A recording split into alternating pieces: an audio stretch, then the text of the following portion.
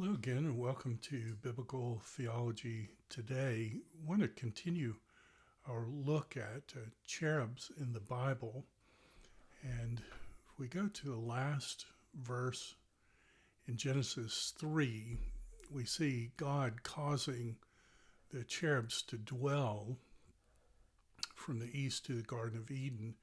And the idea there being that they're the gatekeepers. They are not protecting God. God needs no protection, but rather they're excluding uh, traitorous, treasonous rebels from the pleasure of the presence of a holy God.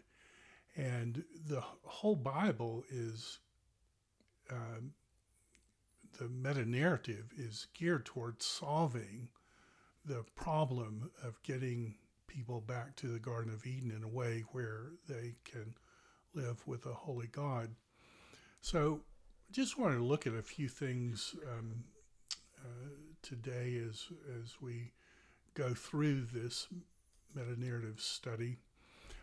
I love this website, Full of Eyes, and I love the idea of the bow being pointed toward heaven. I think the website may have picked that up from Gerhardus Voss, that somehow God's solution was involved with himself. I think that's a beautifully elegant idea. And so what I wanted to look at, continue in this study on cherubs, is how do the cherubs fit in with that theme and the exclusion from Eden of those who have committed treason against God.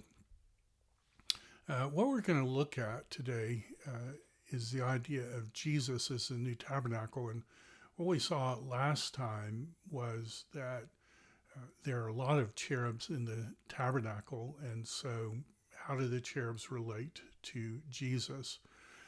We're going to see that Jesus is not only the obedient Israel, when the Spirit drives Jesus out into the desert, ekbalo in Greek.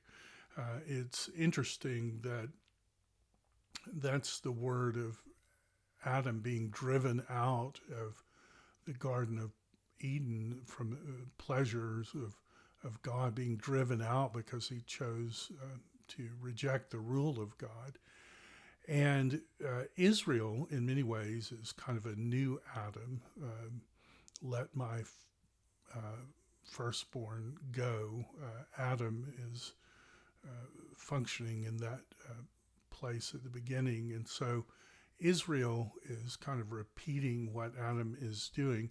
And we see that just like in the Old Testament, God sent a prophet Elijah when the people were disobedient. Yet there was always promised a coming new Elisha, one who would bring salvation. So what I want to point out is this whole idea of Jesus and the tabernacle is really woven throughout the Bible. Look at John 1:14 here. The Word became flesh and dwelt among us. This is a very interesting word we're going to see, because in the Greek it's the word tabernacled, is related to the word tent. You may be able to see, if you know Greek, that here's the word tabernacle right here, and it's related to dwelling in a tent. And of course the tent is God's tabernacle. So you have a connection there, and Jesus is somehow that tabernacle on earth. So it might raise the question, well, how do cherubs fit in? Because cherubs are in Eden, they exclude sinners from Eden. How if Jesus is the new tabernacle, how are the cherubs related to that? Well, when we look in the Old Testament. Of course, the Old Testament is written in Hebrew, but it was translated into Greek. So whenever you do these studies, you're going to have to look at the Hebrew and the Greek. And what we see here is that the word skene um, is the word that's translated tabernacle. So when it says the word became flesh and tented among us, the idea is that Jesus is God's earthly presence. So how is all that going to bring together this meta-narrative of what Jesus came to do? When you think about the tabernacle, and this is from the ESV Study Bible, we're told that the sides are made in such a way that you can see through those sides. And I don't know if you can really tell on this drawing or not, but on this outer veil are cherubs. There are cherubs on the veil separating the Holy of Holies. There are cherubs on the Ark of the Covenant. There are cherubs everywhere. And so when you realize that people are excluded and they're trying ultimately to get back into the pleasures of God's presence, the cherubs are excluding those who committed treason, those who lack conformity to the holiness of God. And so the story is, how do people get back? And you have that hint where God is pointing the bow heavenward, that somehow it's going to involve God himself. And when you have this idea of Jesus as the tabernacle, you begin to ask some of the meta-narrative questions, a whole biblical theology. How do cherubs fit in with that? Of course, we suggested last time, and I think I said Gerhardus Voss in biblical theology. After I made that video, I went back and looked, and it isn't biblical theology. It was another writing.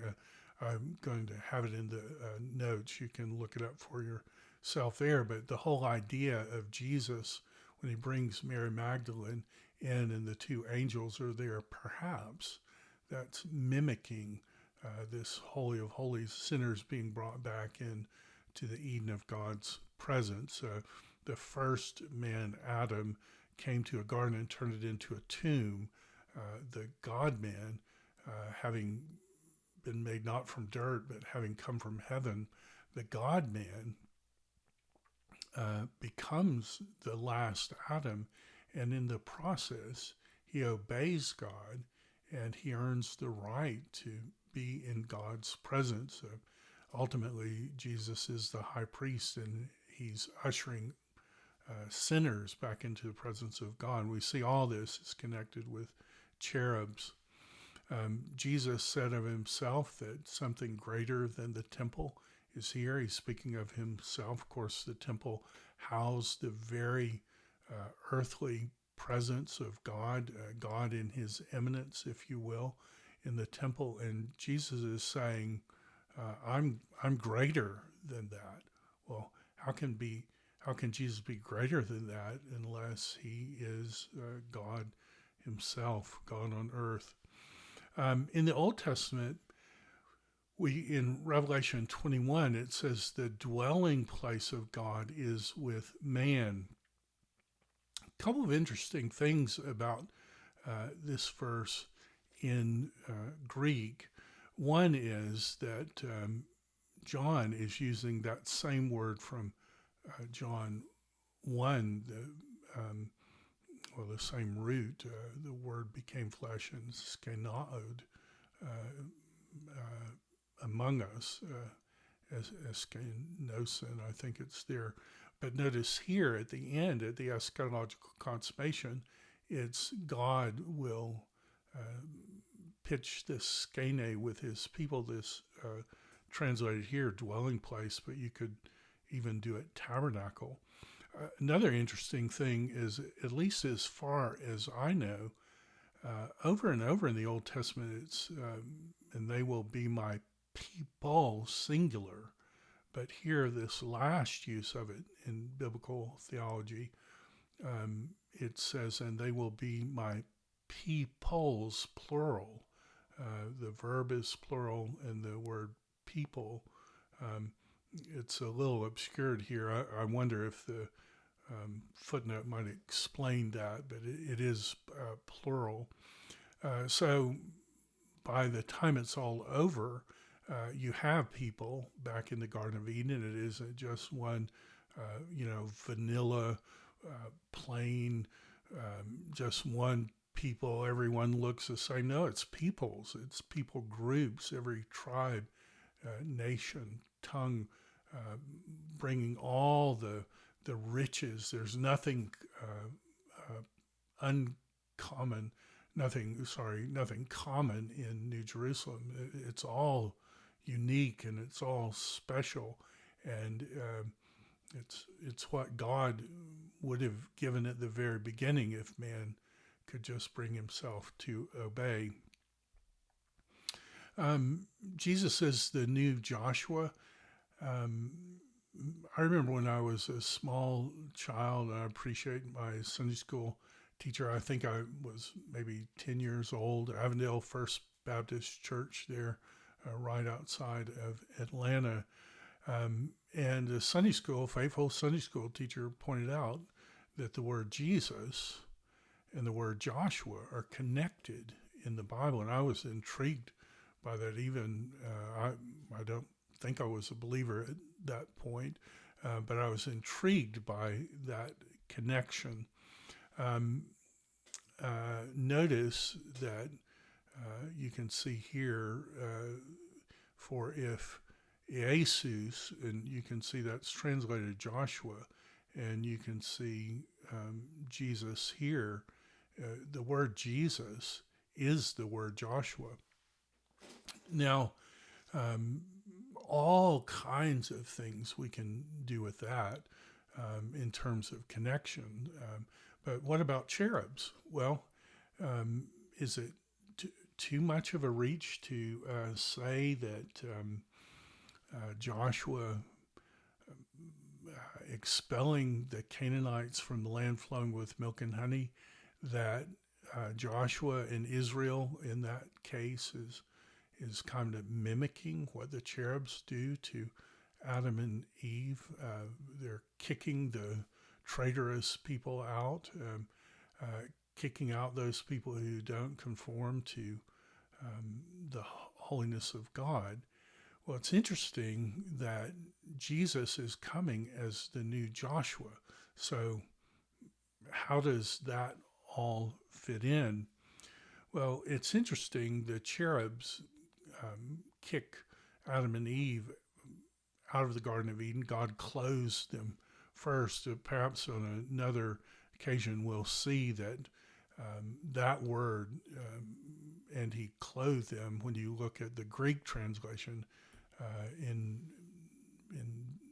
duo, I think, something like that. It's the exact same word in Romans 13, put on the Lord Jesus. So God made the first sacrifice and then clothed Adam and Eve as he was sending them into exile. God is so gracious that he is excluding them from Eden, but he's providing for them. God's people always show grace and clothe the naked, and so we see that foreshadowing. And you think about God's people in the new. God's people will completely be committed to the holiness of God, but like God, they will not tolerate wickedness in the restored Garden of Eden. And so all of that's coming together in this idea of the cherubs. It's interesting. You have this idea of show them no mercy. And in the conquest, Joshua drives out all those who are committed to living debauched lives. And you think, well, that's a really difficult doctrine. How do we as Christians, merciful people, how do we think of that. Well, it's interesting that Jesus, when he died on the cross, he died um, in a similar way to the Canaanite kings. He was hung on a tree. He was cursed. He was taken down. Before the sun went down, he was put into a cave. A rock was placed over his mouth. But by the purity of his life, he was able to raise himself from the dead together with the triune God, God the Father and God the Holy Spirit. All three members of the Trinity raised Jesus from the dead. And so Jesus' solution is show them no mercy. Well, the triune God pouring out his wrath on lack of conformity to the holiness of God, Jesus was involved with that. Both in pouring the wrath out and receiving the wrath. But at the same time, he was doing it in a way where it makes possible for the Canaanite woman and her daughter and all of us who are spiritual Canaanites to have our old man, the old ways put to death, and to have this new life, this Ezekiel 36 life, spring to life inside us. You think of heaven as a city. It's often credited to Augustine. I've never been able to find the quote, but people say Augustine said the city of God is where people walk on gold and love people versus the city of man where people walk on people and love gold. Well, I don't know about that. It sounds like something Augustine might have said. He was good with things like that. But it's interesting when you think about that golden city, this glorious Holy of Holies that's, when John measures it around 70 AD, it's 1,500 miles cubed. You think about the culture of that city and the wonder of that city. Well, where are the cherubs if it's a Holy of Holies? Well, they're the four living creatures, but they're not killing any of us because Jesus has made a way for us to be conformed. So it's interesting that the tabernacle was covered over with gold too. And so the heavenly city, the heavenly Holy of Holies, mimics, or maybe we should say it the other way around, that the earthly Holy of Holies mimics the cubic New Jerusalem, which apparently is growing. Who knows how big it is now, fill the whole universe. And notice that just like with the conquest, people are excluded, cowards. No one in heaven is going to be a coward. No one is ever going to run back when you should run forward. It's interesting that that's the very first description of those excluded, the cowardly. Then it talks about the faithless, those who don't believe God, the detestable, murderers, sexually immoral. Someone once said, it was very painful to hear, but a young lady said, if there were no men in the world, the very first thing I would do is go for a long walk late at night.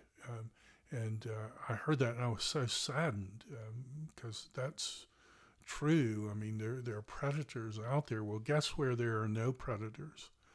There'll be no predators in New Jerusalem.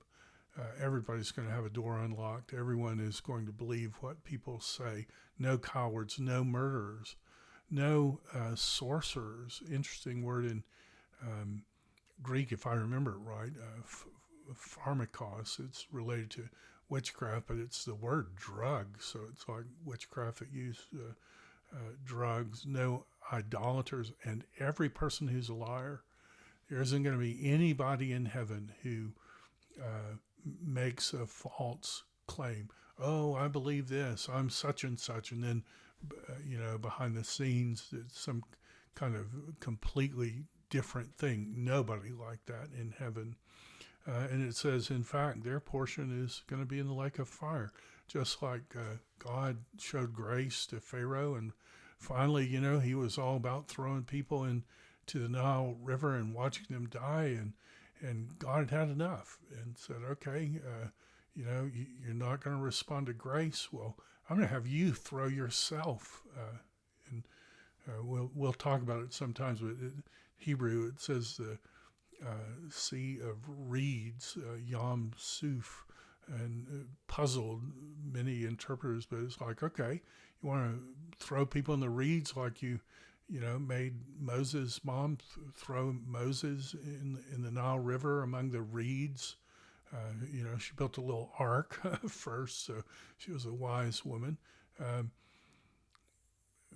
Pharaoh, you like doing that? Well, guess what? I'm going to have you throw yourself in the sea of reeds. And yes, it's the Red Sea, but for you, it's going to be the Reed Sea because you enjoyed that. Well, you're going to reap what you sow.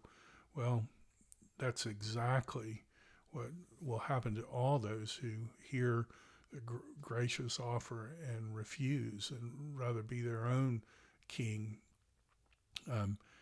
They're excluded. So the cherubs, as gatekeepers, um, they're going to still have that function.